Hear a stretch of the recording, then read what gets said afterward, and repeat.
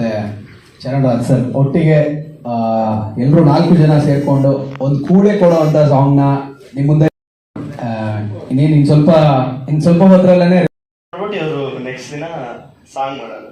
ಅದನ್ನ ಸರಿ ಇವತ್ತಿನ ಯೂತ್ ಬಾಯಲ್ಲಿ ಬರೋದು ಅಬ್ದಿರ್ ಸೈಕು ಫ್ರೆಂಡ್ಸ್ ಸೈಕು ಎಲ್ಲ ಕಡೆ ಕೂತ್ಕೊಂಡ್ರೆ ಸೈಕಾ ಕಾಣ್ತಾ ಇದೆ, ಸರಿ ಅದನ್ನ ಟ್ರೆಂಡ್ ಆಗಿರೋಣ ಅಂದ್ಬಿಟ್ಟು ನಮ್ಮ ಮುಂದೆ ಅಪ್ಪ ಅಂದಿರ್ತಾರೆ, ಬಾರೋ ಆ ಸೈಕ್ ಬೇರೆ ನಮ್ಮ ಅಪ್ಪ ಮನೇಲಿ ಅವನೇ ಅಂತ ಮಾತಾಡ್ತಾ ಇರ್ತಾರೆ.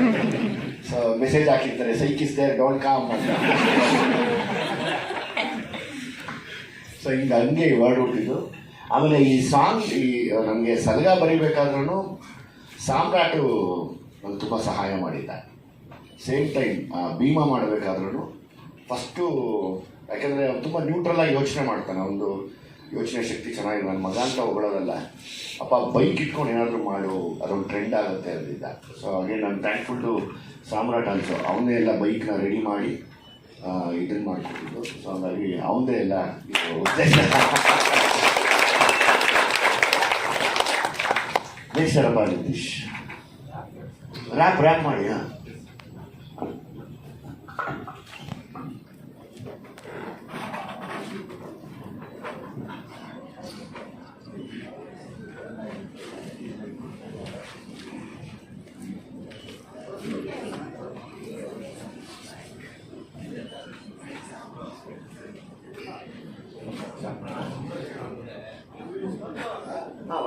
ಮ್ಯೂಸಿಕ್ ಬಲ್ ಆಡ್ಬಿಡೋಣ.